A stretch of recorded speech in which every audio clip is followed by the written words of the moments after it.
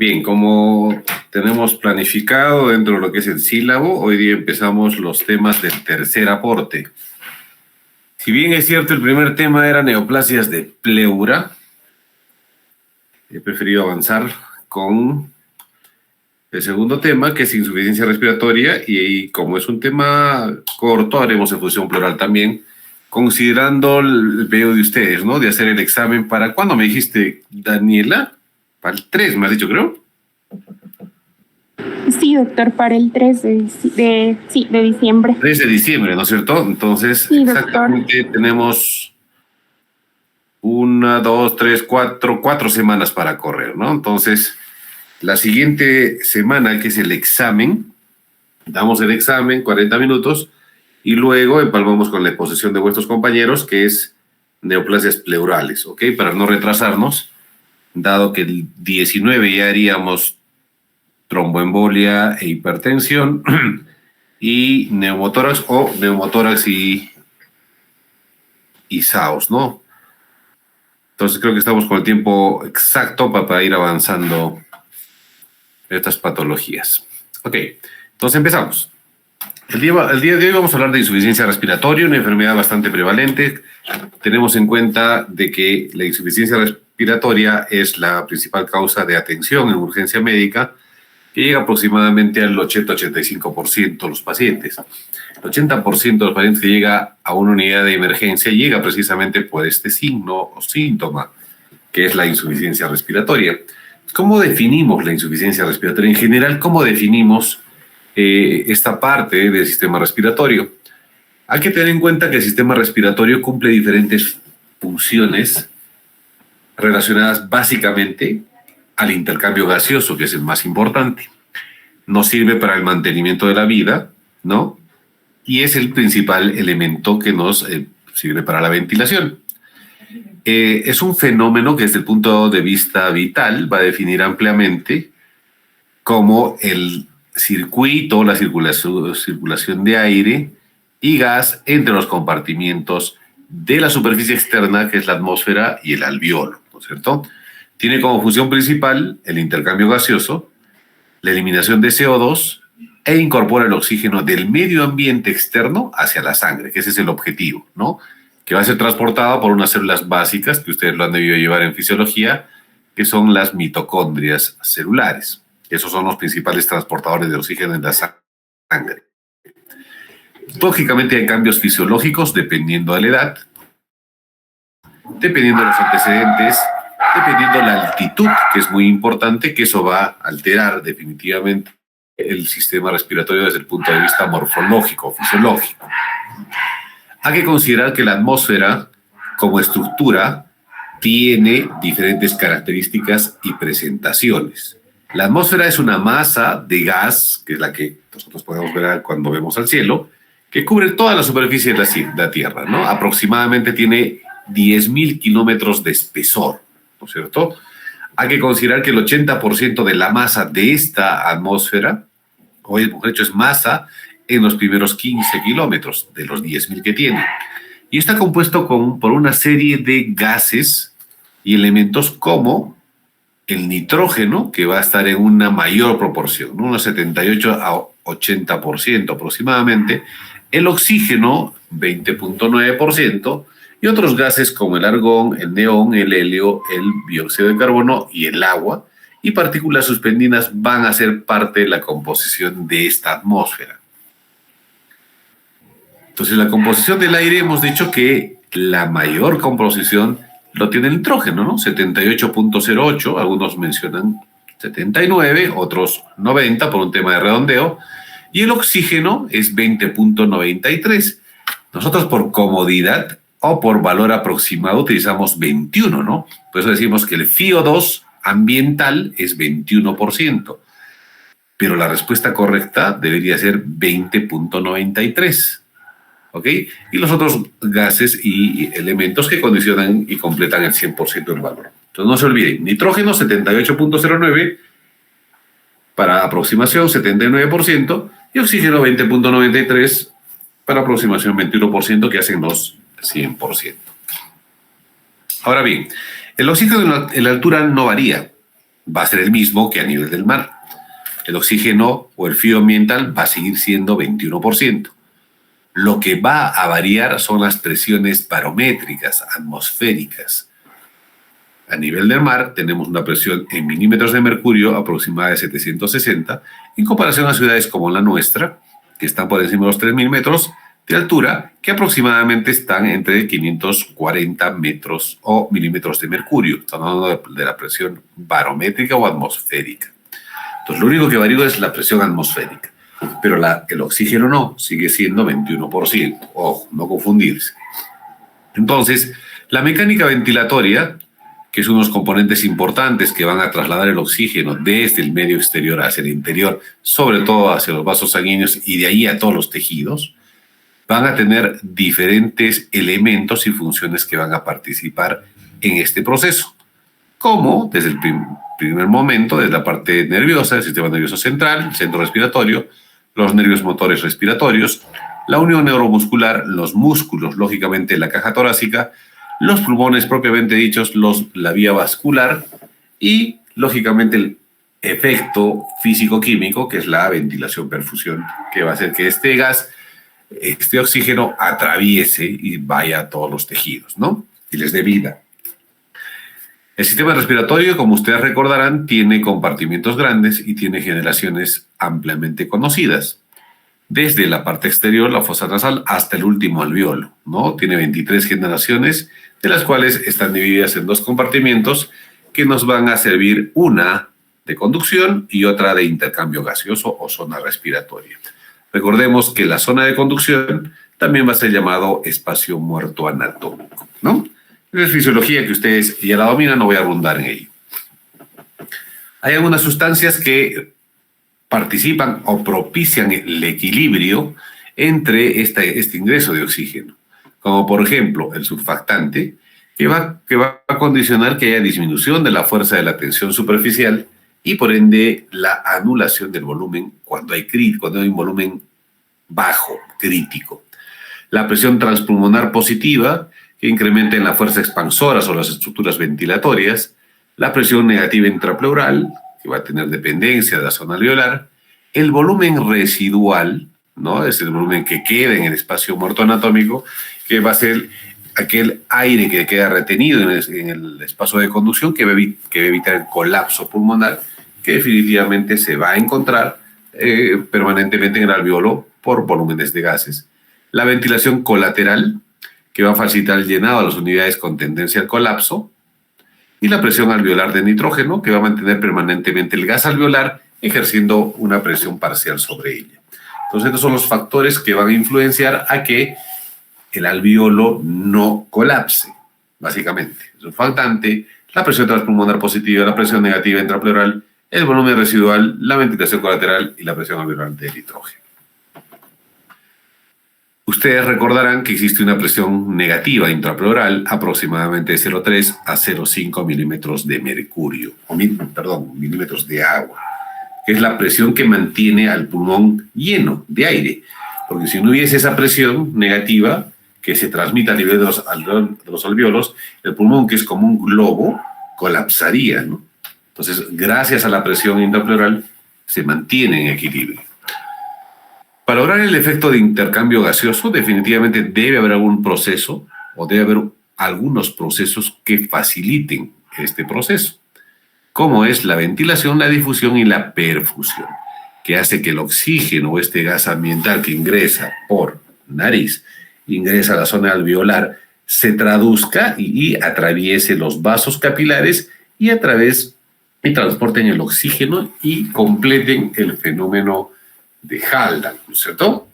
Que son los fenómenos al transfundir oxígeno junto con la hemoglobina. El buffer o principal transportador de sustancia del oxígeno en la sangre es la hemoglobina, ¿no es cierto? Entonces es un diagrama donde nos muestra, nos esquematiza que la parte ventilatoria se produce precisamente en el proceso de que ingrese el oxígeno hasta el alveolo. La difusión es precisamente el transporte de ese alveolo hacia el capilar sanguíneo, y la perfusión es la distribución de ese oxígeno ya en el capilar hacia los tejidos. Son los 3 fenómenos del sistema respiratorio. ventilación en la parte externa, difusión y perfusión. Ya lo hemos visto, continuamos. Los volúmenes pulmonares tienden a sufrir algunas variaciones dependiendo de las presiones que van pasando. El volumen corriente de una respiración normal, que es el volumen tildal, aproximadamente 500 ml en un paciente promedio, 170 kilos, va a ir cambiando a medida que va ingresando al capilar, hasta bajar volumen. El volumen tidal, que es aproximadamente 500 ml, cuando pasa al capilar, baja en presión a 70 ml, aproximadamente en este proceso de difusión. Ahora, la mecánica respiratoria tiene diferentes procesos.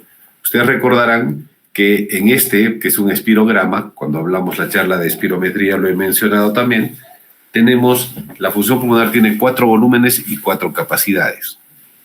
Dentro de los volúmenes van a estar el volumen residual, el volumen tidal o volumen corriente, el volumen de reserva inspiratoria y el volumen de reserva expiratoria. Y la suma de estos van a ser las diferentes capacidades, ¿no? Que ustedes ya lo saben. La capacidad pulmonar total, la capacidad vital, la capacidad de reserva funcional, la capacidad residual, ¿no? Son las 3 capacidades que sumadas en promedio nos tienen que dar un valor aproximadamente 5,800 a 6 litros promedio en un paciente de 1,70 m a 70 kilos, ¿no? Eso es lo fisiológico. Dentro del proceso, ese es el proceso de ventilación que hemos dicho en la primera parte. El proceso de transporte del oxígeno al capilar sanguíneo nos va a dar un fenómeno que es el de la difusión. Y para la difusión tenemos algunas leyes que son muy importantes que nunca se olviden. Hay varias leyes, de las cuales la más difundida es la ley de Fick, no se olviden, la cual expresa que la difusión de un gas a través de una membrana de tejido es directamente proporcional a la diferencia de presiones a cada lado de la membrana. O sea que tiene que haber elementos del mismo tamaño, del mismo espesor para que se pueda transfundir. Es lo que dice Fick a la superficie, ¿no? E inversamente proporcional al espesor de la membrana. ¿Qué dice Henry? Que la difusión de un gas, de un medio gaseoso a uno líquido o viceversa, es directamente proporcional a la diferencia de presión parcial del gas en cada uno de los medios. O sea, depende la cantidad que pase a uno u otro, depende de la presión de cada gas en ambos lados. Eso es lo que dice Henry. Graham dice que la velocidad de difusión de un gas a través de una membrana es directamente proporcional al coeficiente de solubilidad del gas e inversamente proporcional a la raíz cuadrada del peso molecular. Graham ya también mantiene que el peso es el que juega un valor importante para la transmisión o para la difusión del aire o del gas. De estas 3 leyes, la que más se estudia y la que más está validada, para que no se olviden, muchachos, es la ley de Fick, ¿no? La difusión de un gas a través de una membrana tejido es directamente proporcional a la diferencia de presiones de cada lado de la membrana y a la superficie de difusión e inversamente proporcional al espesor de la membrana. No se olviden de eso. Esta es la ley de Fick, donde indica que dependiendo del espesor va a atravesar del alveolo al capilar sanguíneo y de ahí se producen los efectos correspondientes, ¿no? El de Bohr y de Haldan, ¿no? Que ustedes ya lo saben o ya lo han hecho cuando hicieron fisiología respiratoria, han hablado de los efectos, ¿no? El efecto Bohr y el efecto Haldan, ¿no? Que es cuando la hemoglobina que llega el oxígeno se adhiere a tejido, y el otro efecto del Haldan es cuando sale la hemoglobina del tejido, ¿no? Pero ya con CO2. Entonces la difusión de los gases se hace de esa manera, ¿no? Sabemos que la membrana alveolo-capilar o la red alveolo-capilar es bastante extensa en un paciente promedio, siempre digo, el paciente promedio, porque todos los estudios se hacen en paciente promedio de unos 70 y 70 kilos. Aproximadamente el tamaño es de una cancha de tenis, que siempre lo hemos mencionado en los ejemplos, 70 a 100 metros cuadrados aproximadamente, ¿no? Listo. Eso es la difusión. En cuanto a la perfusión, es la capacidad definitivamente de transformar el oxígeno arterial a alveolar, ¿no? La perfusión. Entonces, vemos las 3 zonas de Wetz. Este es un pulmón, está graficando un pulmoncito y lo está diferenciando en 3 zonas. La zona 1 que dice que la presión alveolar es mayor que la arterial y esta a su vez es mayor que la venosa. La zona 2 de West dice que la presión arterial es mayor que la alveolar y esta a su vez mayor que la venosa. Y la zona 3 de West dice que la presión arterial es mayor que la venosa y esta mayor que la alveolar. Recordemos que de estas zonas, ¿cuál es la zona más difundida y perfundida? La zona 3, ¿ok? La que más carga de oxígeno tiene. No nos olvidemos de la curva de disociación de la hemoglobina. Hay unos procesos específicos. Cuando la curva da definitivamente desvío hacia la derecha o desvío hacia la izquierda.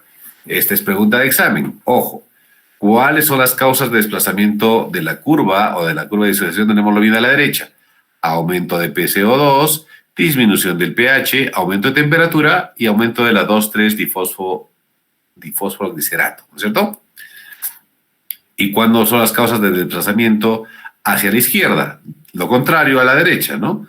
Disminución de la presión del CO2, aumento de pH, en esta vía disminución de temperatura y disminución de la 2,3-difosfoglicerato.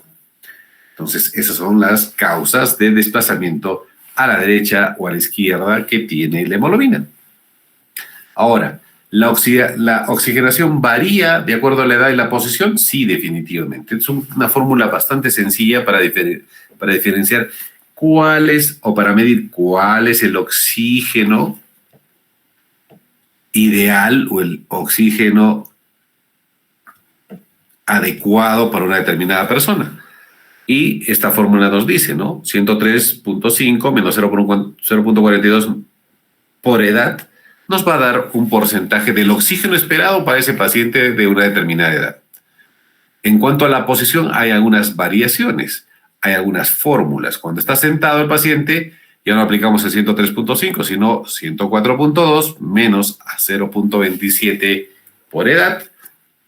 O de cúbito supino, o sea que esté parado, 109 menos 0.43 por edad. Son diferentes fórmulas en realidad que se validan. Puedo preguntar, paciente, ¿cuál es el oxígeno esperado de un paciente sentado? Entonces aplican esta fórmula para hallar el oxígeno ideal. No se olviden, muchachos, de esa formulita, ¿ok? O puedo preguntar, ¿cuál es el oxígeno esperado en función de la edad? Y esta es la que más se va a utilizar. La de arriba, ¿no? La 103.5. ¿Cuáles son los valores normales de oxígeno, presión parcial de oxígeno y de hipoxia? Cuando la presión hay tres indicadores, ¿no? La presión arterial de oxígeno, la saturación de oxígeno y el PAFI, que es la combinación de ambas. Cuando catalogamos como hiperoxia, cuando la presión parcial de oxígeno está mayor de 100, la saturación lógicamente en 100 y el PAFI mayor a 500. Normalmente nadie llega a eso. Lo normal, oxígeno 80-100, saturación de oxígeno mayor a 95, en llano, en altura mayor a 90, y PAFI 400-500. Hipoxemia leve, 60-80, saturación 90-95 y PAFI 300-400. Hipoxemia moderada, 40-60, saturación 75-90 y PAFI 200-300. Hipoxemia severa, menor a 40, de presión arterial de oxígeno, medido por gasometría, lógicamente, saturación menor a 75 y un PAFI menor a 200. Hipoxemia severa, ¿no? Son datos gasométricos que nos sirven de referencia. Hay que recordar que existen regiones en el mundo que tienen habitantes nativos en altura, como es nuestro caso. En Latinoamérica, los Andes centrales en América del Sur, que componen Ecuador, Perú, Bolivia y parte de Argentina y Chile. En África, los montes simianos, ¿no? Y en el Asia, el Himalaya, ¿no? Como es donde está el Everest, a 8.000, 9.000 metros, ¿no? Casi 9.000 metros. Nosotros nos encontramos a 3.350 metros sobre el nivel del mar aproximadamente y tenemos algunas variaciones características que las vamos a dar a continuación. Nuestra presión barométrica, yo dije 520, es aproximadamente, exactamente es 505 la presión barométrica de Cusco. Recordemos que el aire es menos consolidado a la altura que en el llano, como podemos ver acá. El oxígeno va a ser el mismo en cuanto a porcentaje, 500, ¿no? Pero va a disociarse o las partículas de oxígeno van disminuyendo a medida que el paciente va subiendo de altitud. Por eso que en ciudades por encima de 4.000 metros la falta de oxígeno es básicamente marcada. Entonces, la clasificación, ¿qué nos dice? Media altura, 1.500 a 2.500 metros de altura, altura o alta altura, o altitud, 2.500 a 3.500 metros, estamos acá nosotros, gran altitud, 3.500 a 5.800, y extrema altitud mayor a 5.800, donde el humano ha demostrado que sí puede vivir, pero en condiciones bastante de cuidado, ¿no? Entonces, la extrema altitud, empecemos por lo bajo, la baja altitud o baja montaña, o no hay ningún tipo de efecto sistémico o de hipoxemia. Mediana montaña, ya hemos dicho la altitud, de 500 a 2.500, efectos perceptibles al ejercicio, solo la actividad física. Gran altitud o alta montaña, efectos en reposo y ejercicio, por encima de los 2.000. Y gran altitud o por encima de los 5.500, a priori la vida permanente es no viable, ¿no? Por eso que varios alpinistas han muerto a esas altitudes cuando han escalado el Himalaya. La composición del gas alveolar tiene algunas particularidades también. A nivel del mar tenemos algunas características. La presión parcial de oxígeno, 159 milímetros de mercurio. La presión del CO2, 0.3. La de nitrógeno, 593. La de agua es variable. El aire alveolar, presión parcial de oxígeno, 100. PCO2, 40. Y nitrógeno, 573. Y presión barométrica de agua, 47. Cuando estamos, esos son valores a nivel del mar.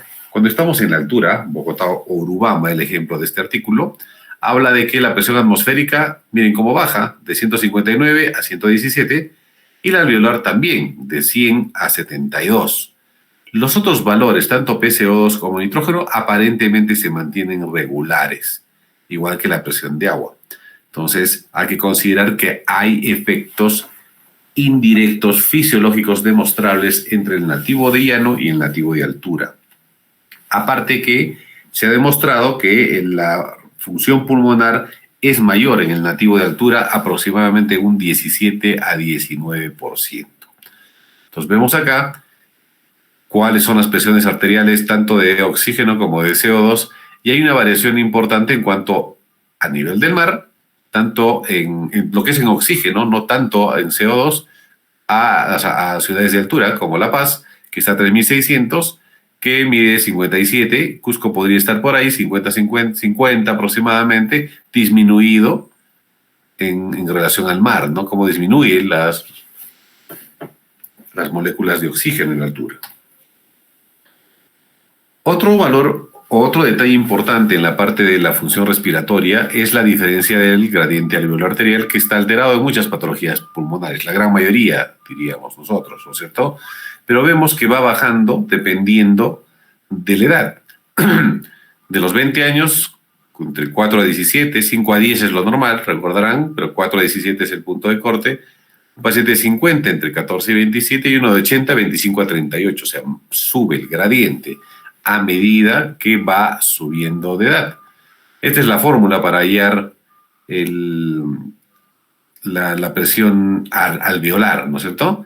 Es la presión alveolar menos la arterial por oxígeno igual a 2.5 más 0.21 por edad. Es la formulita para hallar uno de los valores para hallar el gradiente alveolo arterial, básicamente, ¿no? Entonces, hay una adaptación típica de la altura, definitivamente.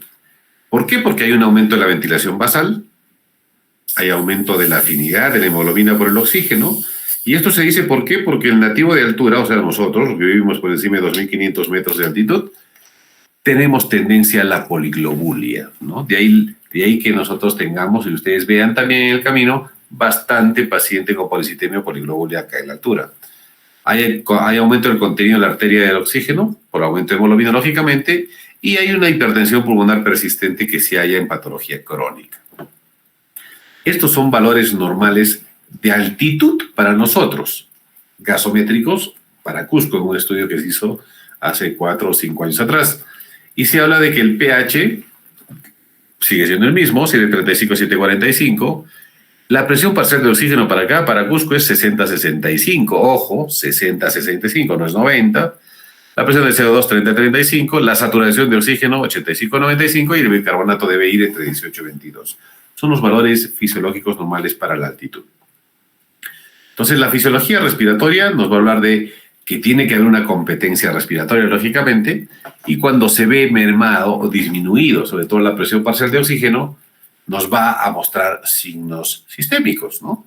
O cuadros de insuficiencia respiratoria, sobre todo cuando el oxígeno está por debajo de 60 y cuando el PCO2 está por encima de 45-50, que son los valores normales, ¿no es cierto? Entonces, hay algunos términos y conceptos que deben tener en cuenta, como por ejemplo la definición de hipoxemia. ¿Y qué es la definición de hipoxemia?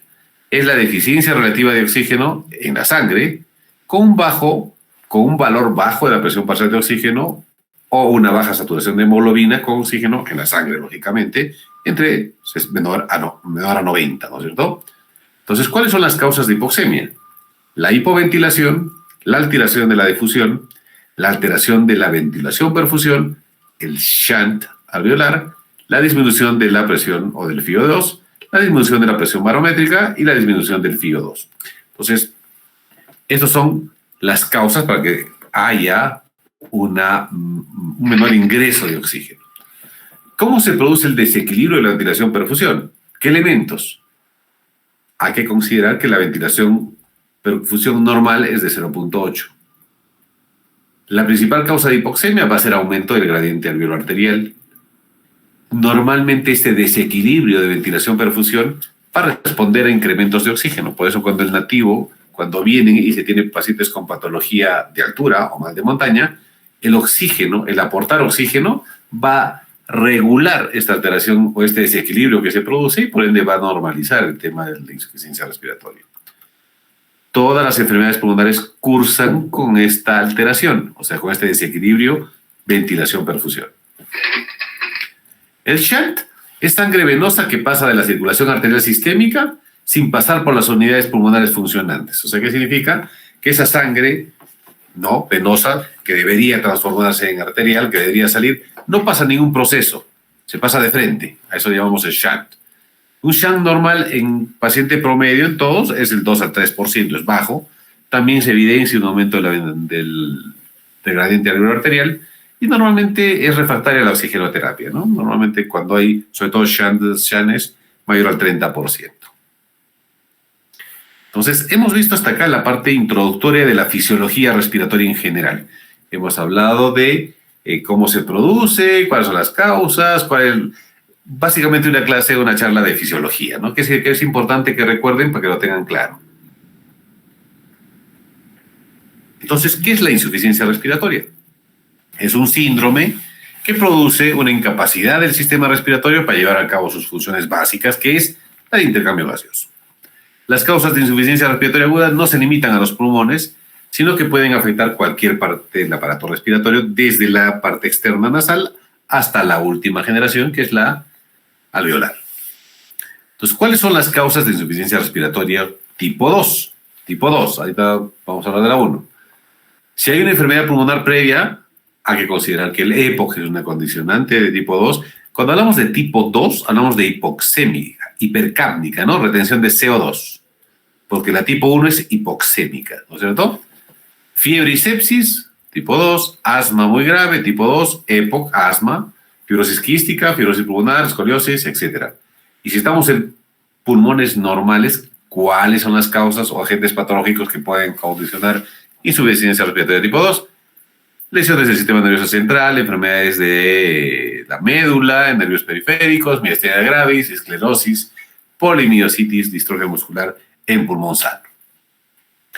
En cuanto a la fisiopatología, ¿qué hemos dicho? La insuficiencia respiratoria tiene algunos procesos que las causan, como por ejemplo disminución alveolar de oxígeno, hipoventilación alveolar, alteración de la difusión, shunt y desequilibrio ventilación-perfusión. Normalmente estas son las causas de insuficiencia respiratoria. No se olviden, estas 5. Disminución de la presión arterial de oxígeno, hipoventilación alveolar, alteración de la difusión, shunt y desequilibrio ventilación-perfusión. Normalmente todas responden a oxigenoterapia, excepto el shunt, salvo que fuese más del 30%, como lo vimos en la diapositiva anterior.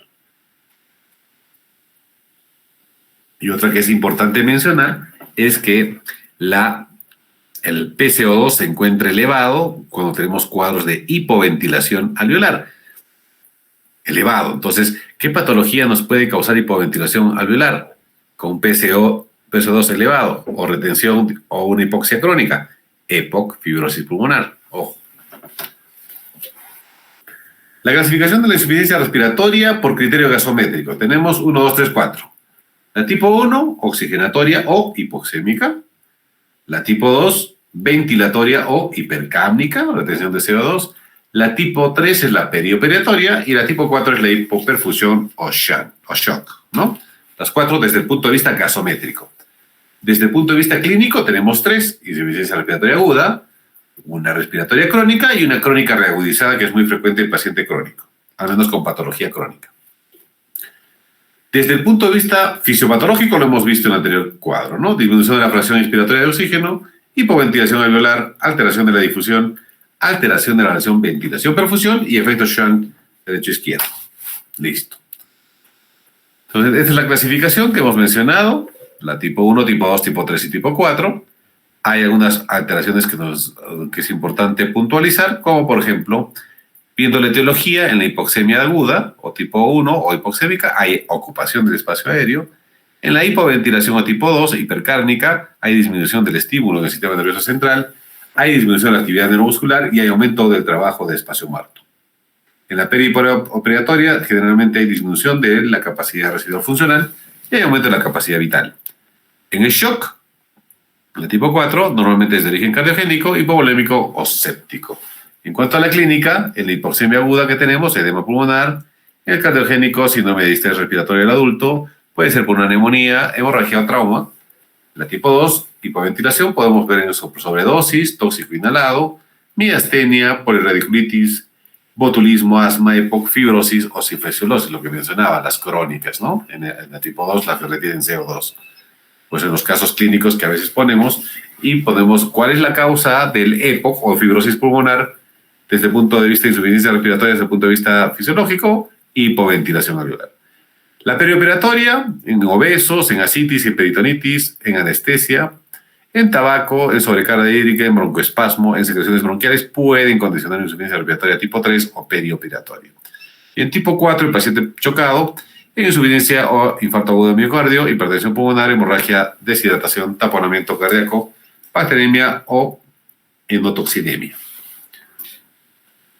Entonces, desde el punto de vista de los patrones radiológicos, hemos visto fisiológicos, gasométricos, clínicos. Desde el punto de vista de patrones radiológicos, ¿cómo se clasifica la insuficiencia respiratoria?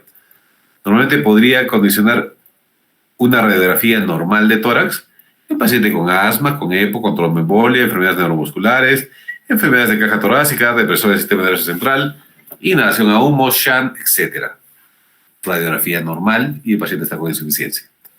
Si hay una alteración localizada, podemos pensar en una neumonía localizada, un infarto pulmonar, una telectasia, una aspiración, una hemorragia localizada y una contusión pulmonar. Ojo con esta diapositiva, muchachos. Si hay alteración difusa, hay que pensar en un síndrome de distrés respiratorio del adulto, en neumonía vivasal, hemorragia alveolar, enfermedades intersticiales, neumonitis por fármacos o tóxicos, contusión torácica o pulmonar difusa y una linfangitis carcinomatosa. Y si hay una patología extrapulmonar, pensar en neumotórax, derrame pleural, fracturas costales múltiples, derrame pleural, deformidades, etc. Habíamos mencionado en la diapositiva anterior causas de insuficiencia respiratoria tipo 2. Nos adelantamos, esta tenía que estar primero, ¿no es cierto? Esta es la tipo 1.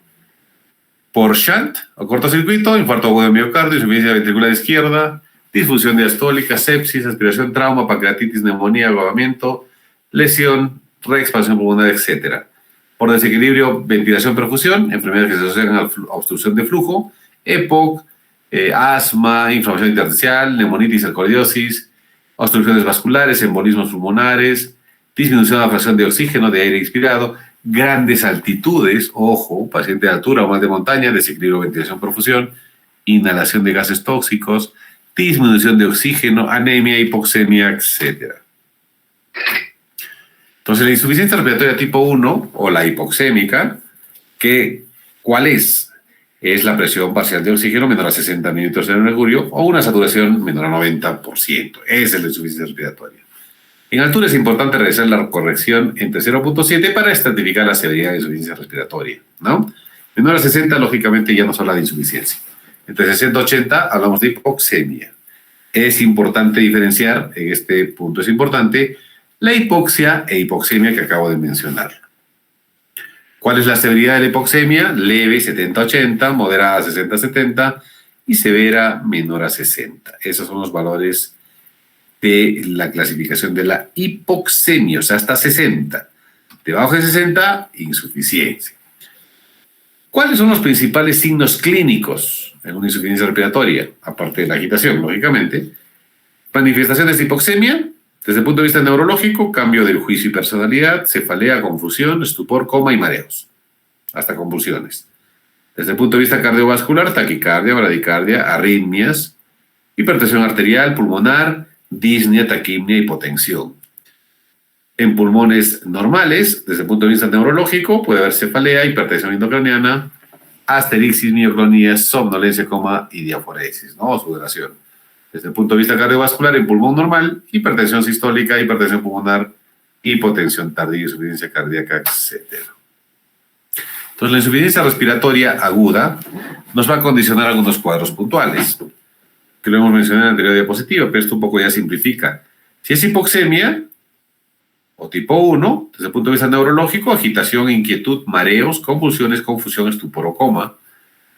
Cardiovasculares, taquicardia, bradicardia, arritmias, hipertensión e hipotensión. Si es tipo 2 o hipercápnica, desde el punto de vista neurológico, somnolencia, coma, cefalea, hipertensión endocraniana, edema de papila, cardiovascular, hipertensión arterial, insuficiencia cardíaca, hipertensión pulmonar y pH disminuido.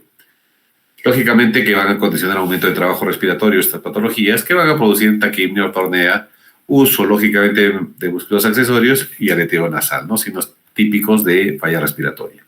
Estamos hablando de la aguda. De la crónica. Si es una hipoxemia moderada, coro pulmonar, eritremia, consumo aumentado de oxígeno, en la severa gasto cardíaco aumentado, retención de sodio-agua, que va a condicionar la bradicardia. Si es tipo 2 o hipercápnica, cambio del estímulo respiratorio, cefalea, hipertensión arterial, asterixis, mioclonías, vasodilatación periférica, gasto cardíaco lógicamente aumentado y bicarbonato también aumentado. Entonces, ¿cuáles son los signos de la hipercapnia y de la hipoxemia? Este cuadro también es muy importante que lo sepan. De la hipoxemia, lógicamente, disnea, taquicardia, incoordinación tóraco-abdominal o paradojal o pulso paradojal, cianosis, taquicardia, hipertensión arterial, agitación y pulso paradójico, etc. En hipercápnicos, desorientación o univilación, flapping, taquicardia, hipertensión arterial y en fases avanzadas podemos tener hipotensión y bradicardia. Entonces, la insuficiencia respiratoria aguda es un cuadro donde hace una comparación entre la insuficiencia respiratoria aguda y crónica. Hay que considerar que los antecedentes respiratorios pueden faltar en la aguda, generalmente están presentes en la crónica, o sea que haya una patología previa. ¿Cuántos síntomas? La aguda es brusca, de corta evolución, la crónica es progresiva, de larga evolución, la tolerancia clínica generalmente es mala en la aguda, generalmente buena en la crónica, la hemoglobina normalmente es normal en la aguda, poliglobulia o alta en la crónica, el pH en la aguda tiende a haber acidosis, si hay hipercapnia. En la crónica normalmente el pH está normal porque ya está compensado. El bicarbonato en la aguda está normal y en la crónica se muestra elevado si es que hay hipercapnia. ¿Cuáles son los factores predisponentes o precipitantes a una insuficiencia respiratoria, ya sea aguda o crónica? La primera, lógicamente, considerar que la falla respiratoria va a ser producida por retención de secreciones bronquiales, por un estado o un episodio de broncoespasmo, por sepsis, por neumotórax, por presencia de enfermedad bulosa, por embolia pulmonar o tromboembolia pulmonar, por falla ventricular izquierda, por sedación por fármaco o enfermedades en fase terminal. Esos son los factores que pueden determinar la falla respiratoria aguda. ¿Y cuáles son los factores que van a alterar el flujo aéreo? Edema de mucosa, hipertrofia de mucosa, incremento de secreciones, incremento de broncoespasmo, incremento de tortuosidades de la vía aérea, mayor turbulencia de la vía aérea, pérdida de retroceso pulmonar elástico o pérdida de sustancia elástica, como lo hemos mencionado por la edad, y que van a condicionar que esta enfermedad sea o se presente. Ahora, ¿cómo llegamos al diagnóstico? Aparte por la clínica, que ya directamente nos proporciona un dato importante. Realizar una gasometría arterial. Si tenemos la presencia o la sospecha de un paciente con insuficiencia respiratoria, que lógicamente clínicamente lo estamos evaluando, lo primero es hacer una gasometría, ¿no? Y que va, si la gasometría es normo o hipercápnica, pensar en problemas pulmonares como asma, EPOC, fibrosis pulmonar, neumotórax, neumonía, contusión, infarto, etc. Si este paciente es hipercápnico, pensar en asma, EPOC, neumonía grave. Si es extrapulmonar, pensar que ha tomado alguna sustancia, depresor del sistema nervioso central o patología cerebral pura, ¿no? Tumores, neoplasias, etc. Si es una insuficiencia respiratoria crónica, si es normo o hipocápnica, pensar en EPOC, asma, enfermedad pulmonar intersticial y fibrosis quística. Si es extrapulmonar, pensar en linfangitis. Y si esta insuficiencia respiratoria crónica tiene hipercapnia, pensar en asma, EPOC, fibrosis pulmonar y fibrosis quística. Y si es extrapulmonar, pensar en enfermedades neuromusculares o enfermedades de caja torácica de nacimiento, ¿no? Congénitas. ¿Cuál es el algoritmo diagnóstico? Criterios clínicos, lo primero. Una gasometría, lo mismo. Si no está determinado que es menor a 60, no está hablando de insuficiencia aguda. Si es mayor a 60, hay que buscar otras causas, ¿no? Ya hemos determinado que es una insuficiencia respiratoria. El pH, como he dicho, la presión parcial de oxígeno está menor a 60. Hay que valorar ahora cómo está el PCO2, si es normal o baja, ¿no? O sea, si es una insuficiencia respiratoria tipo 1 o tipo 2, si es retenedor de CO2.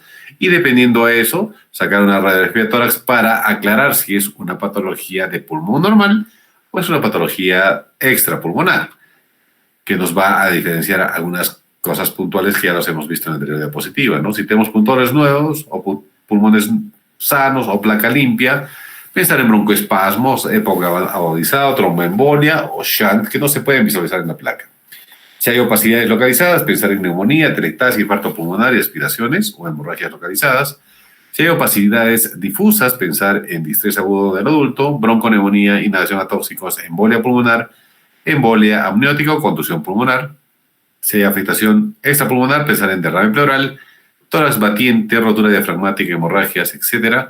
Y si el gradiente alveolar arterial está normal, pensar en depresión del sistema nervioso central o enfermedad neuromuscular o obstrucción de la vía aérea superior por elemento externo. ¿Cuál es el tratamiento de la insuficiencia respiratoria? Esa respuesta es muy fácil, ¿no? Oxígeno, nada más. Oxigenoterapia. ¿Qué definimos como oxigenoterapia? Esta es la administración de oxígeno como medida terapéutica, lógicamente. ¿Cuál es el objetivo?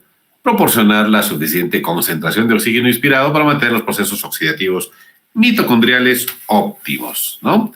Entonces, ¿cuáles son las indicaciones? Lógicamente tiene que ser una hipoxemia documentada, una presión parcial de oxígeno menor de 60, ¿no? O saturación menor a 90%, o haya sospecha de hipoxemia, ¿no? Cuando estamos con una insuficiencia o un infarto agudo de miocardio, envenenamiento por CO2, shock, disnea o recuperación postquirúrgica o perioperatoria, que haya disminución del trabajo respiratorio, que haya disminución del trabajo cardíaco o haya trauma severo, es una indicación de utilizar oxígeno. Ahora bien, ¿cuáles son los sistemas de oxígeno que tenemos actualmente? Vamos a tener sistemas de bajo flujo y sistemas de alto flujo. ¿Cuáles son los sistemas de bajo flujo? Las cánulas binasales, las mascarillas faciales, las mascarillas con bolsa de reservorio son sistemas de oxígeno de bajo flujo. ¿Cuáles son los sistemas de oxígeno de alto flujo o flujo alto? La máscara Venturi, el sistema de tubo en T, que probablemente alguna vez lo han visto en pacientes de transición de UCI a intermedios, y la ventilación mecánica son sistemas de alto flujo. Esto para que no se olviden. Bajo flujo, cánulas nasales, mascarillas faciales, máscaras con bolsa de reservorio. Alto flujo, Venturi, tubo en T y ventilación mecánica. ¿Cuál es el objetivo? Mantener lógicamente un flujo óptimo, ¿no? Tanto en los sistemas de alto y bajo flujo. El bajo flujo predomina el aire ambiental, el FIO es menor al oxígeno entregado en comparación al alto flujo, donde el FIO va a ser igual al oxígeno entregado. Tienen la misma variabilidad, ¿no? El pico flujo inspiratorio es menor que el flujo entregado. Normalmente son las variaciones fisiológicas en cuanto al alto y bajo flujo, ¿no? Ahora, ¿qué sistemas o cómo es la distribución del oxígeno? Cuando utilizamos concentradores de oxígeno de bajo flujo, ¿cómo se distribuye? No se olviden que las cánulas binasales, lo máximo útil que se utiliza es 5 litros, nada más. Y va subiendo el FIO, ¿no? 0 es oxígeno ambiental, 21%, 1, 24%, solo del 0 al 1, al primer litro, solo sube 3 en FIO, después sube de 4 en 4, ¿no? 2,28, 3,32, 4,36 y 5,40. Es lo máximo que puede entrar por cada. Si le metas 10 litros, solo el objetivo es entrar 40% de FIO. Máscara simple de oxígeno, puedes utilizar 5 a 6 litros, vas a aportar 40%. Si es 6 a 7 litros, 50%. Y si es 7 a 8, 60%, que es lo máximo por máscara simple. Máscara con reservorio con reinhalación, 10 a 15 litros, puedes aportar 60 a 80%. Y máscara con reservorio sin reinhalación, 10 a 15 litros, puedes aportar 90% de oxígeno, no llega a 100. En cuanto a los sistemas de alto flujo, la máscara tipo Venturi, con 3 litros nos va a aportar 24%, con 6 litros 28%, con 9 35%, con 12 40% y con 15 60%, que es lo máximo que nos aporta el sistema tipo Venturi. O la mascarilla tipo Venturi, 60%, que tiene su diferenciación en el mismo dispositivo, ¿no? Esos son datos que ustedes ya los manejan. ¿Cuáles son los métodos para la administración de oxígeno? Un catéter nasofaríngeo nos va a dar 50%, una cánula binasal máximo 40%, una máscara de reservorio 95%, yo dije 90, 95%, una máscara Venturi 24-50%, lo máximo, y una cámara cefálica o tipo HOT en pediátricos hasta 90% de oxígeno. Son los diferentes métodos con sus respectivos porcentajes. Esta podría ser una pregunta interesante, así que tengan en cuenta esta lámina. Entonces, los sistemas de alto flujo, en cuanto a la cánula Venturi, el Venturi tiene 2 sistemas, el de bajo flujo y es mixto, ¿no? Y alto flujo, con 3 litros en el sistema verde, 24%, y puede ser 26 también, con 6 litros 28 a 30, hay una variación ahí. El alto flujo 9, generalmente sube de 3 en 3 el Venturi, tiene su medidor en el mismo dispositivo para no confundirse. En el dispositivo blanco, 9 litros 35%, 12 litros 40% y 15 50% mediante máscara Venturi, ¿no? ¿Qué factores afectan el sistema de bajo flujo? ¿Cuáles aumentan? Que el paciente respire con boca cerrada, que el paciente tenga alta cantidad de oxígeno, que el paciente tenga un tiempo inspiratorio largo, que el paciente que proporcione una inspiración y expiración alta, y qué elementos disminuyen el sistema de bajo flujo. Lógicamente que el bajo flujo respira con la boca abierta, que hay un tiempo inspiratorio corto y que la proporción inspiración-expiración sea baja. Entonces, de estos sistemas de ventilación, tanto de alto como bajo flujo, van a tener alguna variación importante. Lógicamente que el uso de este tipo de dispositivos es de forma escalonada. A un paciente de inicio no se le va a dar una máscara de reservorio, ¿no? Si podemos lograr al oxígeno esperado con una cánula binasal. Ahora, hay algunos dispositivos dentro de la logística del uso del oxígeno que ustedes deben conocer, como es el nanómetro, para definir algunos aspectos desde el punto de vista específico, ¿no? Un nanómetro de salida, un nanómetro de capacidad de cantidad de oxígeno, ¿no?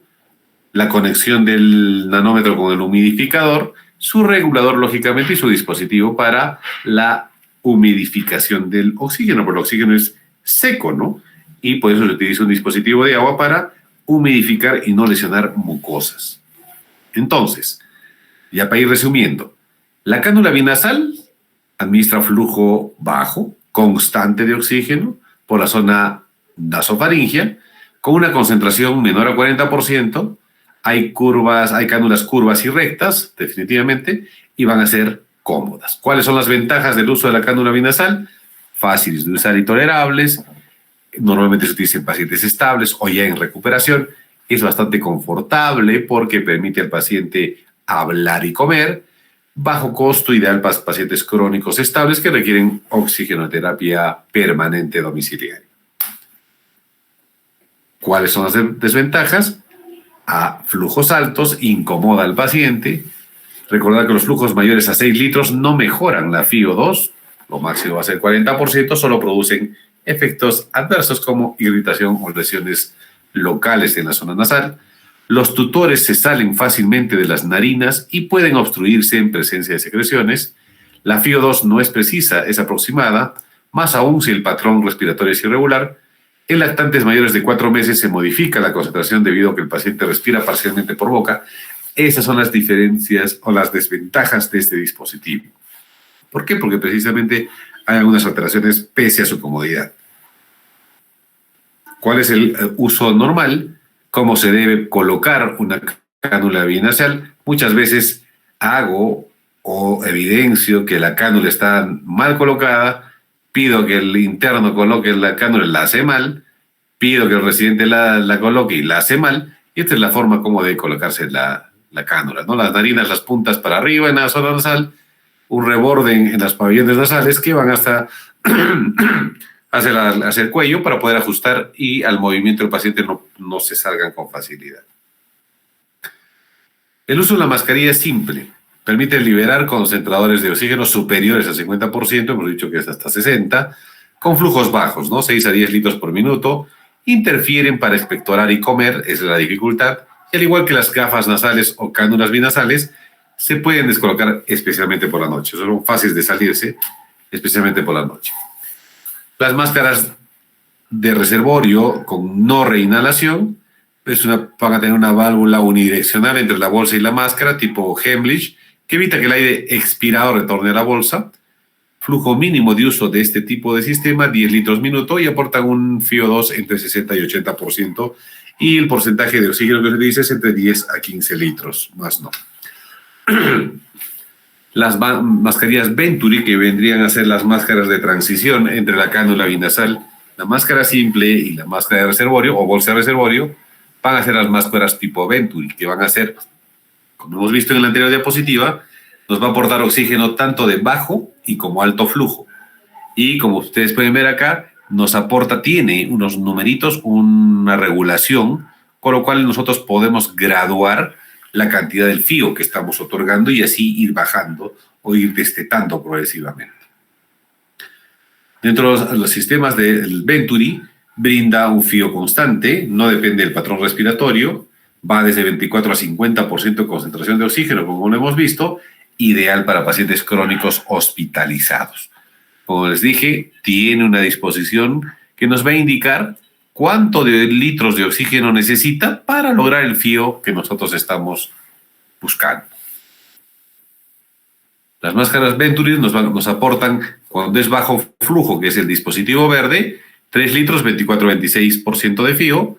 Si es de 6 litros, 28-30%. Si estamos en el dispositivo blanco, 9 litros, 35%, 12-40% y 15-50%, que es lo máximo de este dispositivo.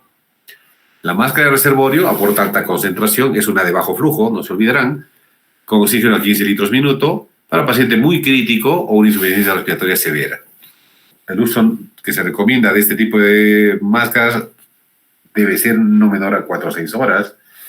El riesgo de reinhalar su propio CO2 es alto, siempre debe estar insuflada la bolsa, causa una incomodidad con el uso de la sonda nasogástrica, no puede administrarse nada por boca cuando un paciente está con este dispositivo, generalmente son en pacientes severos, ¿no? Y dificulta la expectoración, lógicamente, y la carga, ¿no? Esta es la anatomía, por así decirlo, de la máscara de reservorio. Tiene un sistema bidireccional donde ingresa el oxígeno y el gas exhalado se reinhala muchas veces, y hay dos sistemas, ¿no? El con inhalación, con reinhalación y sin reinhalación. El valor que nos aporta que es con reinhalación, 8 litros 60%, 9 litros 65%, 10 litros 70%, 11 litros 75% y 12 litros 80%. Cuanto a los sistemas que hemos mencionado, hemos desarrollado la cánula binasal, la máscara de oxígeno simple, la bolsa de reservorio, ¿no es cierto?, y los diferentes sistemas que hemos visto anteriormente. El tubo ENT, que es otro de los sistemas de alto flujo, es un dispositivo para brindar oxígeno del tubo endotorácico. Usa un conector tipo Venturi en el extremo, otro extremo libre para permitir la exhalación del CO2, donde está el aire, por uno entra el oxígeno y por uno está el aire. La conexión del tubo endotraqueal debe ser en medio de los dos extremos, ¿no? Tanto el del oxígeno como el del CO2 y el humidificador. Ese es el sistema en pacientes de transición de UCI a intermedios. Pero así como es beneficioso, también hay efectos tóxicos del oxígeno. ¿Como cuáles? Pues hay muchos pacientes que vienen a consulta, y eso les va a tocar ver a ustedes también, en los cuales son pacientes oxígeno domiciliarios dependientes o permanentes, y se les indica cuánto de oxígeno les ponen, 3 litros. ¿Y cuánto saturan? No tienen la más mínima idea de cuánto saturan. Entonces el oxígeno debe darse en pacientes que lo necesitan, lógicamente, pero en los valores aceptables. No lograr una hiperoxia. Ese es el objetivo, no es ese, ¿no? Es mantener un efecto de equilibrio para que se pueda distribuir a todos los tejidos. Entonces, ¿cuáles son los principales efectos adversos del oxígeno? Nos pueden producir atelectasias por reabsorción, sobre todo cuando utilizamos fíos mayores al 50%, irritación, efectos locales, irritación o resequedad de mucosas, epistaxis por la fuerza de la presión del oxígeno, rinitis, odinofagia, traqueitis, hipotensión refleja, ¿no? Generalmente cuando tenemos un FiO2 elevado, y vasoconstricción sistémica. Muchas veces se ha visto, inclusive en pacientes con patología crónica, que tienen bleps o bulas, neumotórax. ¿Ok? Y la toxicidad que va a condicionar desde el punto de vista de síntomas, malestar general, puede producir tos, puede producir náuseas, emesis, aumento de la frecuencia respiratoria, lógicamente, alteración de la conciencia por retención de CO2 y depresión respiratoria y apnea, ¿no? Son los principales efectos adversos del oxígeno. ¿Qué efectos secundarios tenemos en cuanto a la hipercapnia? Esto para terminar la primera charla. Alvéolos mal ventilados, cuando tenemos hipercapnia, vasoconstricción hipóxica, que disminuye la perfusión de los alvéolos como fenómeno compensatorio. Al aumentar la FIO, aumenta el oxígeno alveolar, aumentando la perfusión sin que mejore la ventilación. Esto significa un aumento de la admisión venosa que incrementa la PCO2 de la sangre arterial. El efecto Haldane consiste en la disminución de la afinidad de la hemoglobina para el CO2 cuando se oxigena. O sea, cuando recibe oxígeno sale el CO2, provocando un aumento de CO2 disuelto en la sangre. La reducción de la ventilación minuto por disminución del estímulo hipóxico en los quimiorreceptores periféricos va también a producir o ser un efecto de la hipercapnia. ¿Okay? O sea, tanto el oxígeno como la hipercapnia pueden ser deleterios para la salud del paciente. Bien, entonces eso es lo que quería mostrarles en esta primera charla de insuficiencia respiratoria. Ahora vamos a pasar a la segunda charla, que es mucho más corta, que es efusión pleural, que es una patología muy frecuente en realidad. Es una patología que la van a ver frecuentemente, no solo por un trauma, sino que son patologías que la vemos rutinariamente. ¿Se ve la diapositiva, muchachos? Sí, doctor. ¿Hay alguna pregunta de insuficiencia respiratoria? ¿Está todo claro?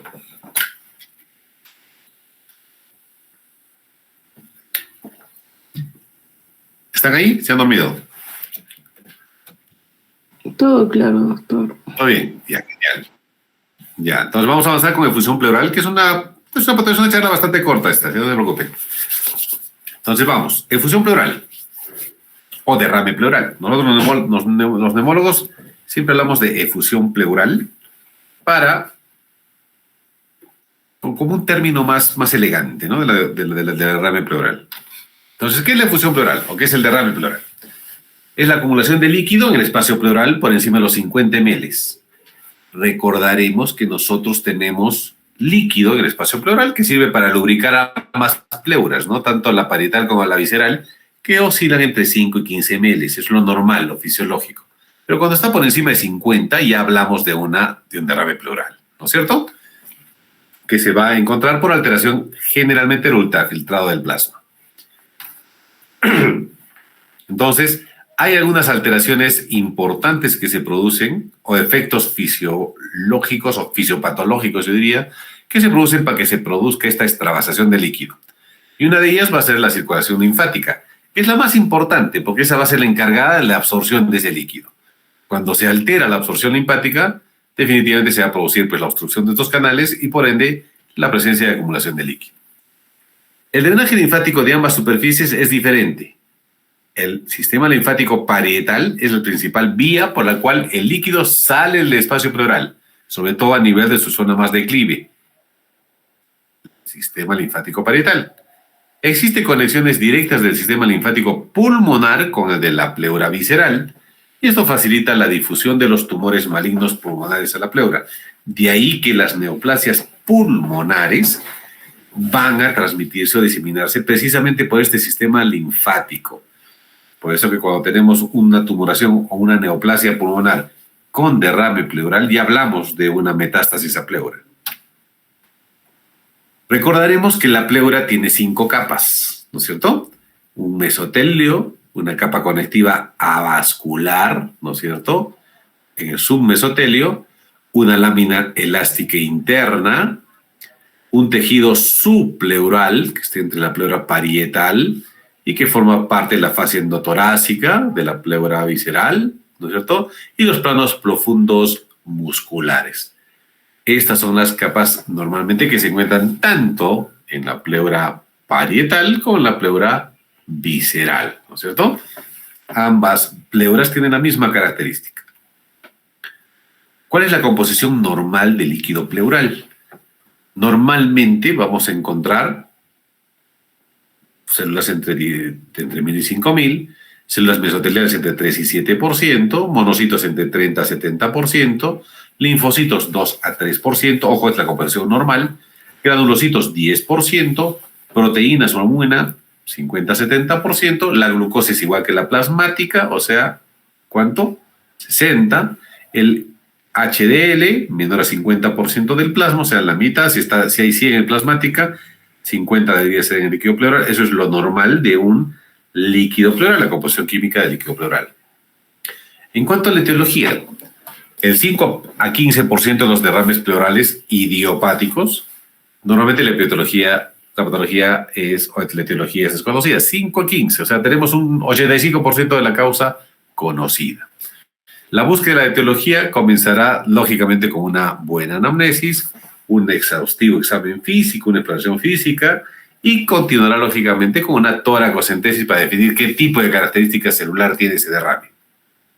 En la anamnesis es importante el antecedente de neoplasias de otra localización, o sea, si hay meta, el contacto con asbesto, que evidentemente no tenemos, o con tuberculosis, que es muy frecuente, o si hay una afectación pleural previa, ¿no?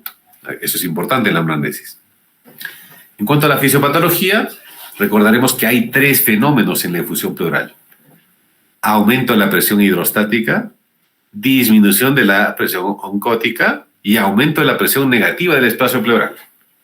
Esos son los 3 fenómenos que nos condicionan la insuficiencia o juicio de derrame pleural. Aumento de la presión hidrostática. Se van a elevar las presiones capilares de la circulación pulmonar. Tal es el caso que en la insuficiencia cardíaca hay otras causas menos frecuentes como la pericarditis constrictiva, taponamiento pericardio y sobrecarga de volumen que van a dar lugar a un líquido especial. Ya vamos a ver más adelante qué tipo de líquido. Hay descenso de la presión oncótica en la microcirculación. Es poco habitual debido a la gran capacidad de reabsorción de la circulación linfática, que puede reabsorberse hasta 30 veces el filtrado diariamente. Pero lo podemos ver en patologías como síndromes nefróticos, desnutrición o hepatopatías crónicas. Y aumento de la presión negativa del espacio pleural, que esto ocurre de forma exclusiva cuando hay una telectasia pulmonar evasiva, y es dudoso que si solo dé un lugar a un gran derrame sin que exista causa sobreañadida. Estos son los 3 fenómenos fisiopatológicos que condicionan el derrame. No olvidarse, aumento de la presión hidrostática, disminución de la oncótica y aumento de la presión negativa del espacio. Bien. ¿Hay aumento de la permeabilidad de la microcirculación? Sí, definitivamente a través de la formación de microcomplejos que van a ser fagocitados por polimorfonucleares y macrófagos en el espacio pleural, van a producir las famosas pleuresías inflamatorias, infecciosas o neoplásicas que van a condicionar derrames, ¿no? Esta alteración en la fagocitosis va a producir presencia de efusión pleural.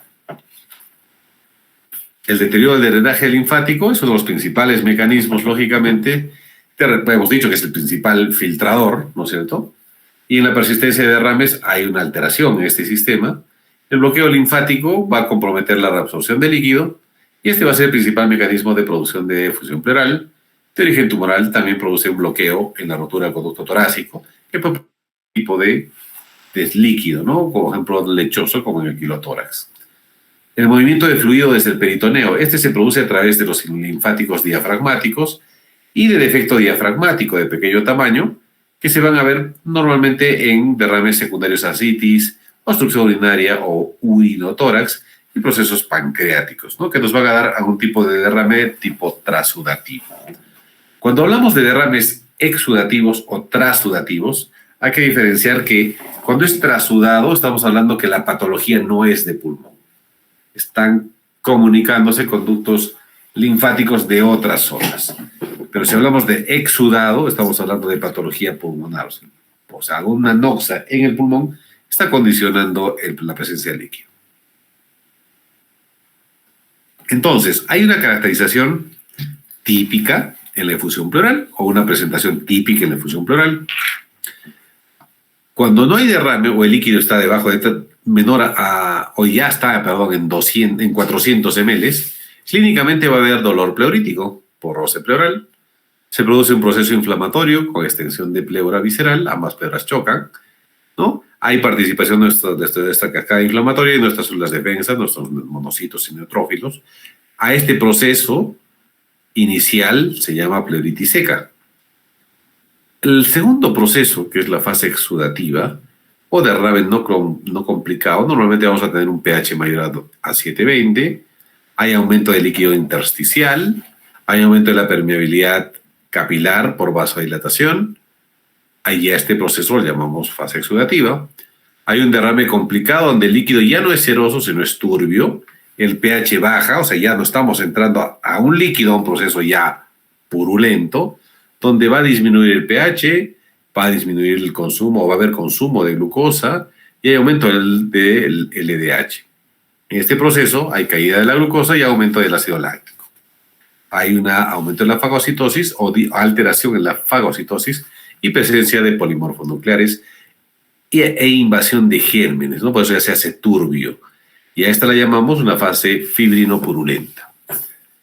Hay una tercera fase que es el empiema, donde ya tenemos que hablar de pus franca o presencia de pus franca, donde se va a identificar depósitos de fibrina, hay alteración de procoagulantes, disminución de fibrinolisis, ¿no?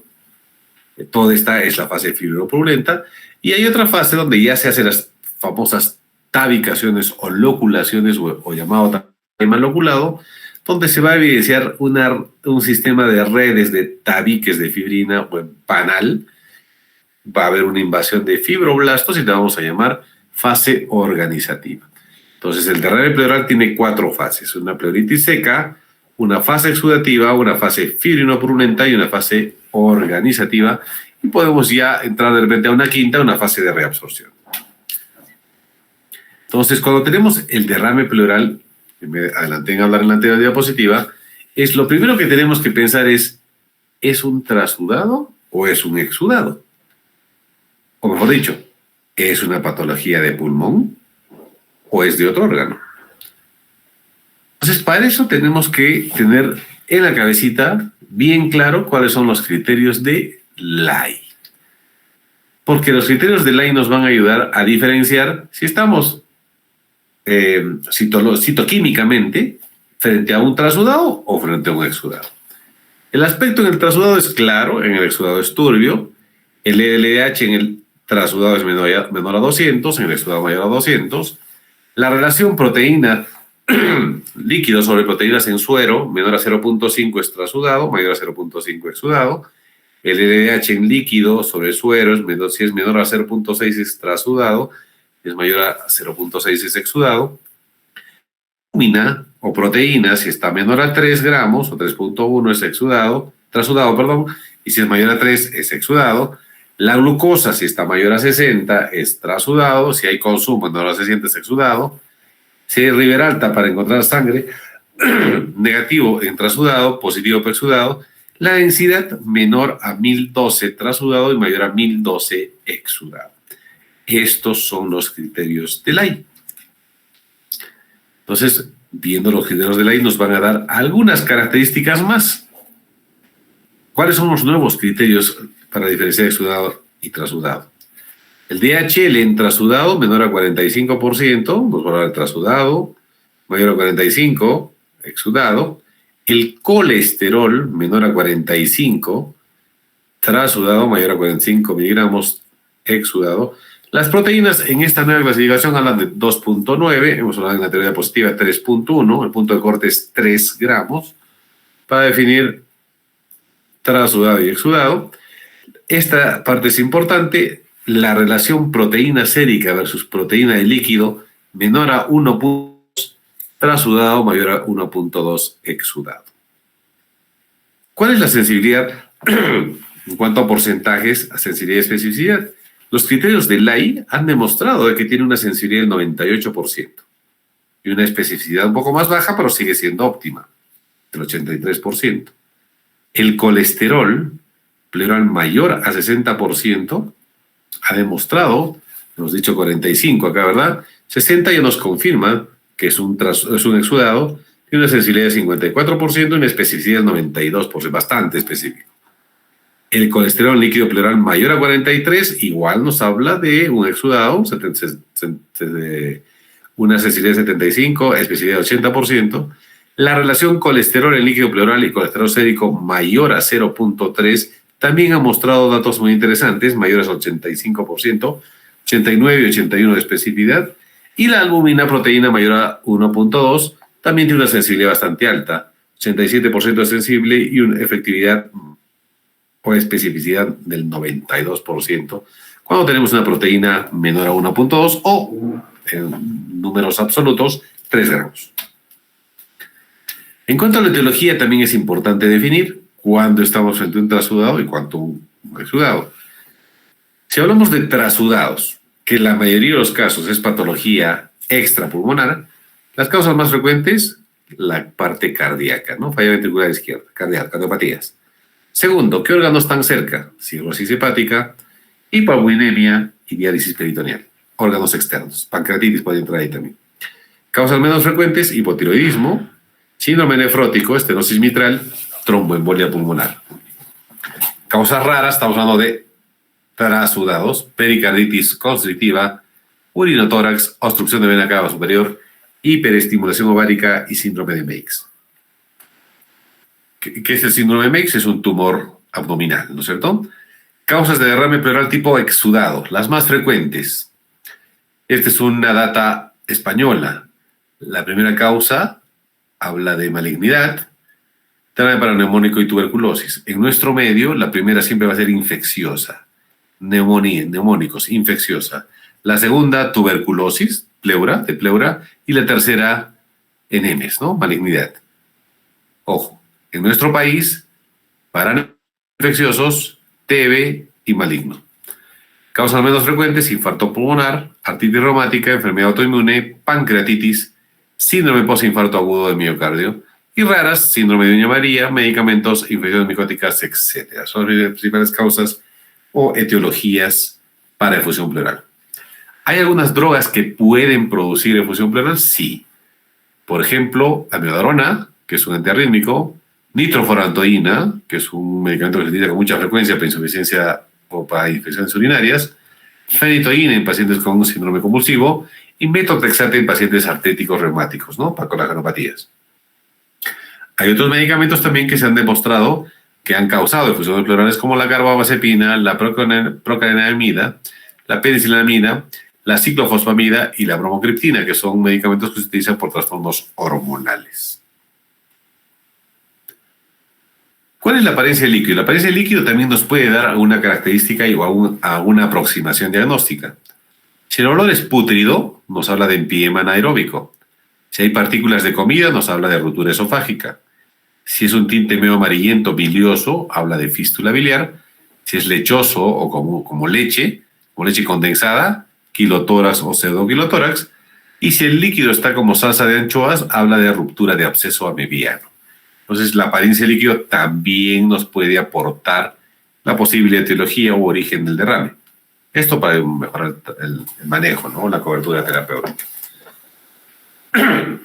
En cuanto al cuadro clínico, va a depender del volumen del derrame. Lógicamente, va a haber síntomas respiratorios o el famoso dolor impostado cuando tenemos derrames por encima de 400 ml.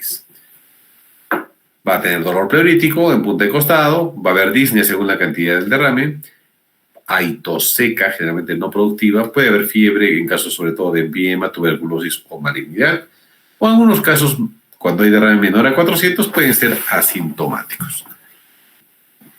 En signos generales podría haber taquipnia, choque de punta desplazado, vibraciones cervicales disminuidas, matidez, egofonía y respiración superficial dentro de la parte clínica.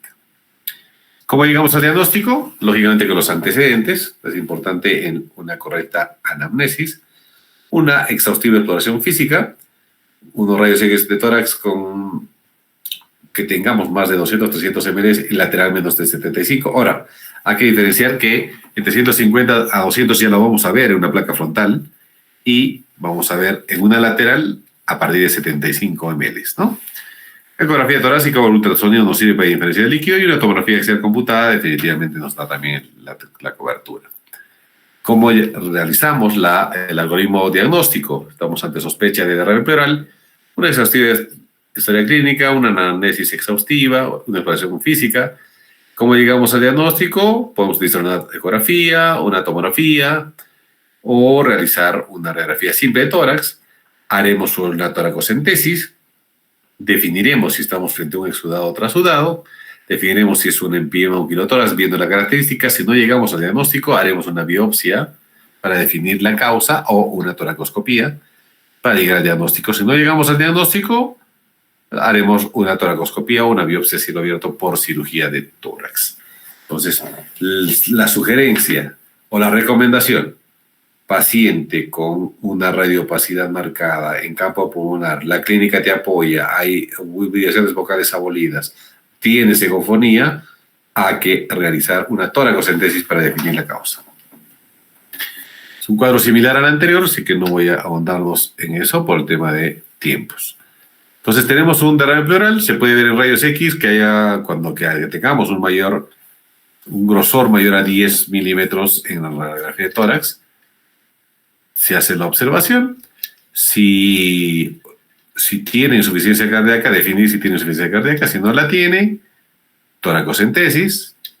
O mejor dicho, si la tiene, no se realiza toracocentesis. Si tiene presencia de líquido y no tiene insuficiencia cardíaca, realizar la toracocentesis. Definir si es asimétrico, si hay dolor, si hay fiebre, para definir una causa infecciosa. El derrame pleural, si es asimétrico, hay dolor, fiebre, realizar la toracocentesis. Si no hay respuesta, control, hidrolisis y observación. Si persiste por más de 3 días, realizar otra vez la toracocentesis y pedir su citoquímico y sus pruebas moleculares. Entonces, este es un cuadro que nos ayuda a diferenciar algunos puntos puntuales del examen citoquímico del líquido. Si hay presencia más de 100.000 por milímetro cúbico de hematíes, probablemente estamos frente a una neoplasia, o es serohemático, o un traumatismo, o una embolia pulmonar, o es un derrame paraneumónico. El 17% de los trasudados pueden tener aspecto hemático, el 17% es bien bajo. Si tenemos un derrame pleural serohemático, hay que pensar en neoplasia, definitivamente. Si tenemos leucocitos mayores a 10.000, hay que pensar que es un derrame paraneumónico o predominio polimonoclonal, es infeccioso, lógicamente. Ocasionalmente los empiemas tienen un número bajo de leucocitos, generalmente son altos.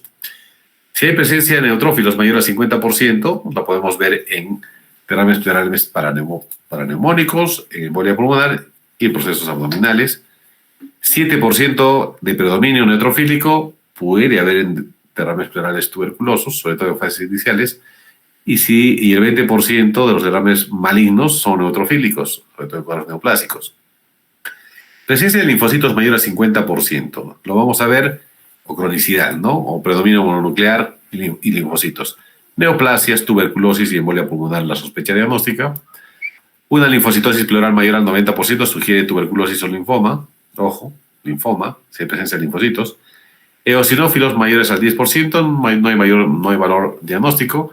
La presencia de aire nos habla de neumotórax o sangre de hemótórax en el espacio pleural sin causa aparente. La presencia de células malignas, si están presentes, nos va a hablar lógicamente de neoplasias. Las células mesoteliales que se dividen activamente pueden simular un adenocarcinoma. Entonces, no normalmente si se encuentran células malignas en el citoquímico, ya estás hablando de un NM, pero podría simular la presencia de células mesoteliales, simular un adenocarcinoma. Eso hay que tenerlo en cuenta.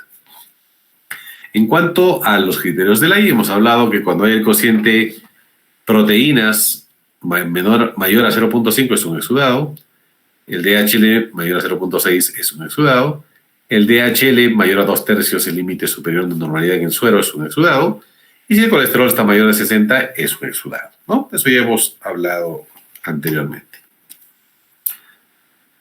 Algo que es muy importante en esta diapositiva es la característica del líquido en cuanto a su citometría. Si el pH es menor a 7.2, está hablando de acidez, hay que sospechar en derrame pleural paraneumónico complicado o empiema o neoplasia o rotura esofágica, ¿no? Normalmente la acidosis pleural es indicación de drenaje pleural solo en derrames pleurales paraneumónicos.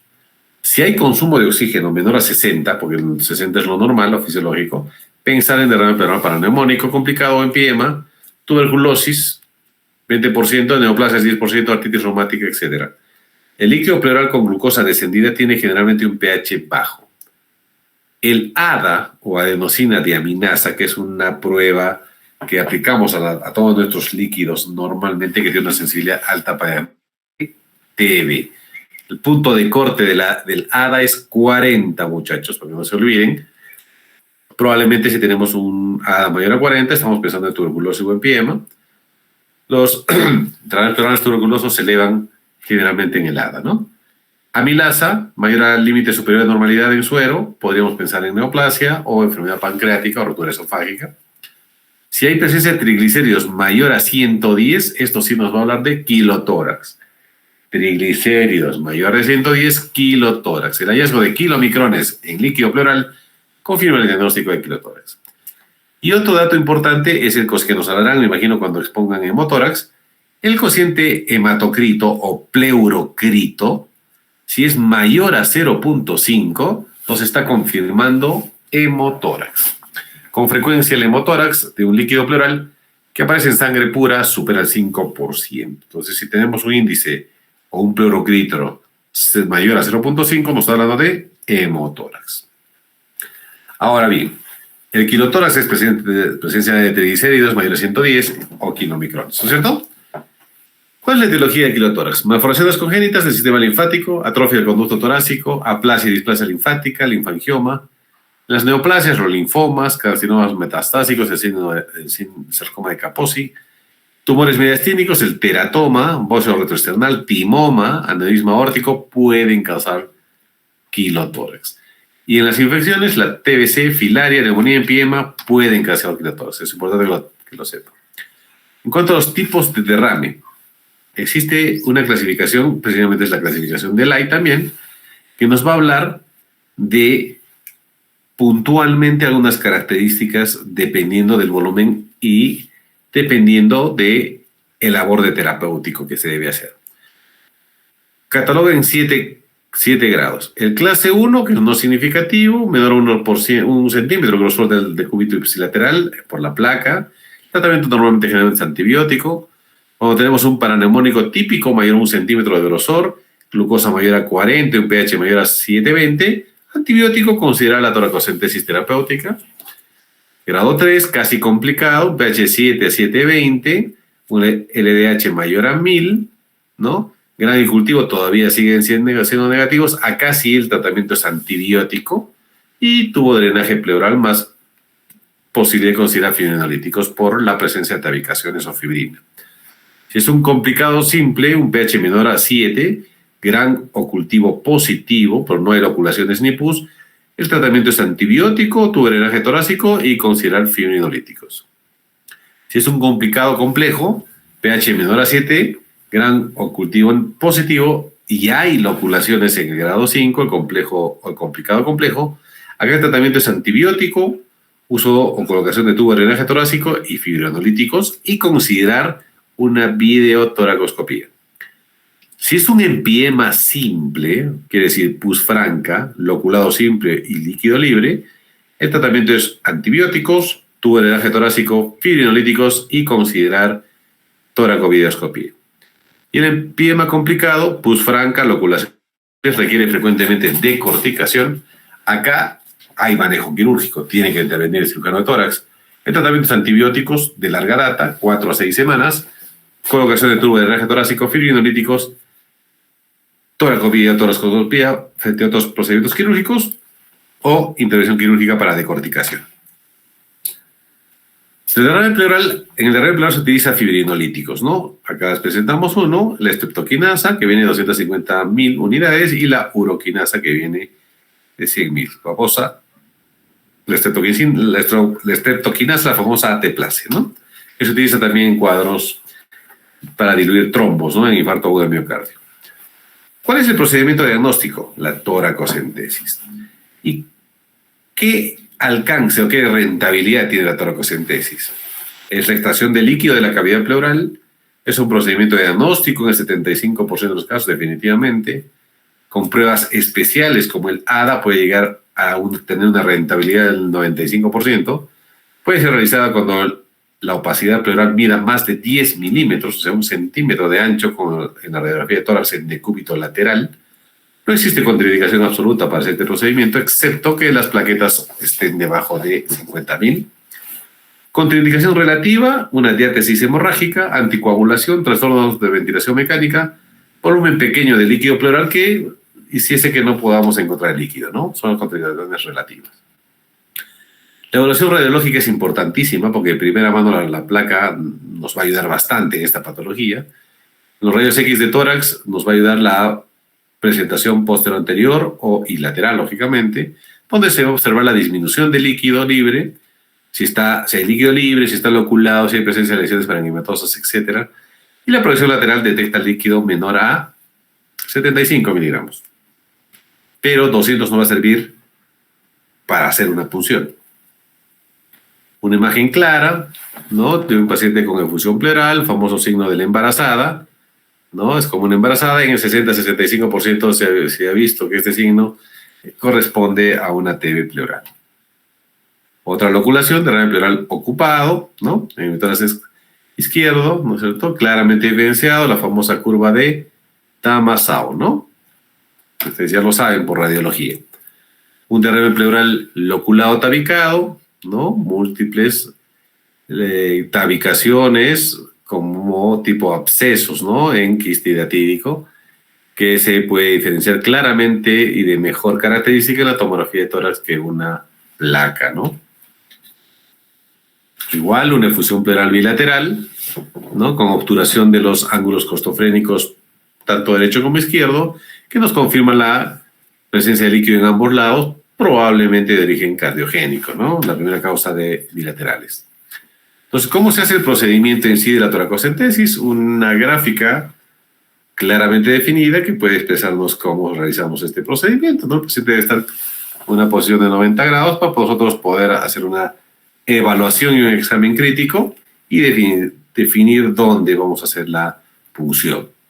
Ahora, hay complicaciones del procedimiento en sí. Si es un operador que no tiene todavía la experiencia adecuada, podría haber causas de hemorragia o punciones o hematomas sobre todo, ¿no?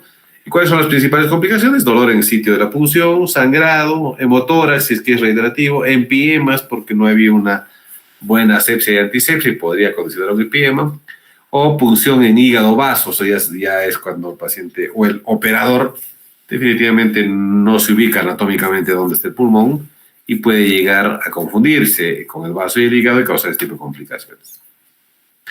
¿Qué diagnósticos podemos lograr con una toracocentesis? O sea, la rentabilidad de la toracocentesis no sirve definitivamente para diagnosticar cáncer en células malignas, en empiema para pus, en pleuresía tuberculosa para el BK, infección por hongos, en Aspergillus, en pleuritis por lupus, ¿no? Con la identificación de células y anticuerpos antinucleares positivos, presencia de quilotórax con aumento de triglicéridos, presencia de urinotórax con aumento de creatinina sérica mayor a 1 del líquido, ruptura de esófago, amilasa aumentada y un pH de 8.0. En hemotórax, o sea, tiene una rentabilidad bastante alta, ¿no? ¿Cómo se realiza el procedimiento? Esto ya para ir finalizando, muchachos. De la toracocentesis, lógicamente que primero hay que examinar al paciente e identificar dónde está el líquido y dónde es parénquima pulmonar normal. Una vez que ubicamos e identificamos la zona donde vamos a puncionar, después de un examen físico comparativo, ¿no es cierto?, debemos considerar que el paquete básculo nervioso, eso nunca olvidarse, está debajo de las parrillas costales. Entonces, si está debajo de las parrillas costales, los paquetes vasculonerviosos, tenemos toda la parte superior de las costillas para poder puncionar sin problema. Y el objetivo es no hacer ningún movimiento. La primera parte es hacer una asepsia y antisepsia de la zona donde ya hemos marcado, hemos identificado donde se va a realizar la punción.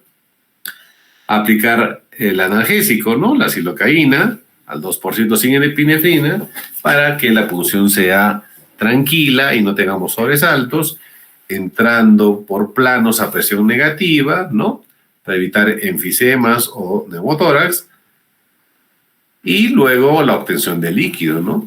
Y lógicamente que la posición en la que debe estar la jeringa debe ser una posición en la cual no debe moverse para evitar un trauma pulmonar adentro, ¿no?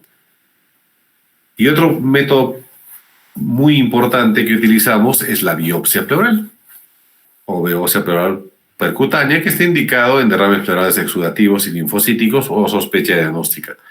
Lógicamente que la anatomía patológica va a ser el gol estándar en la mayoría de patologías.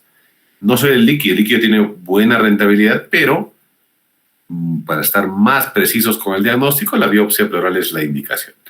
La biopsia pleural tiene algunas contraindicaciones, sí, en espacio pleural obliterado, en paciente no cooperador, sobre todo paciente joven, pacientes con trastornos de coagulación, pacientes con alteración, con diátesis hemorrágica, alteraciones de plaquetas. ¿Y qué complicaciones nos podría condicionar? Esta sí, neumotórax, que sube de 3 a 5%, reacciones vasovagales en los pacientes, hemotórax.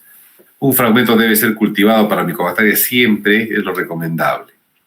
La técnica de la biopsia es entrar con una aguja grande, gruesa, posiblemente 0.5 a 0.8 milímetros.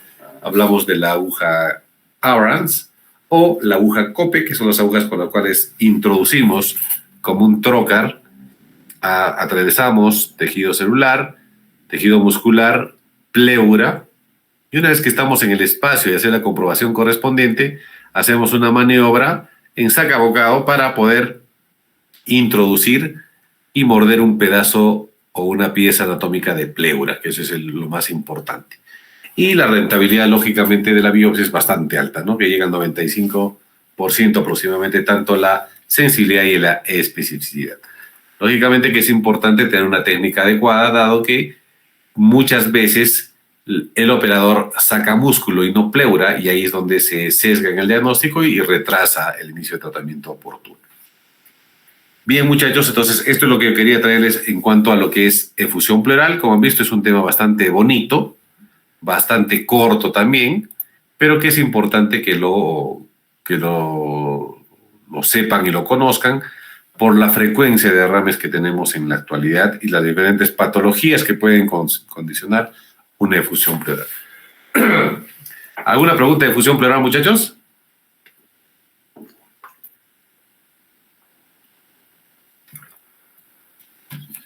¿Todo bien? Ok. Entonces, hemos avanzado nuestros dos primeros temas para ir avanzando. Estudien para el examen de la próxima semana, el segundo aporte, muchachos. Repasen las exposiciones que han hecho ustedes. Ya voy a sacar bastantes preguntas. Entonces, no tendrían por qué caerse en el examen. Espero que les vaya bien a todos. Nos vemos el próximo martes a las 4 en punto para el examen del segundo aporte, ¿ok? Bueno, buenas noches. Cuídense. Nos vemos con los de prácticas mañana. mañana y con todos los demás el martes. Buenas noches. Buenas noches, doctor. Gracias. Buenas noches, doctor.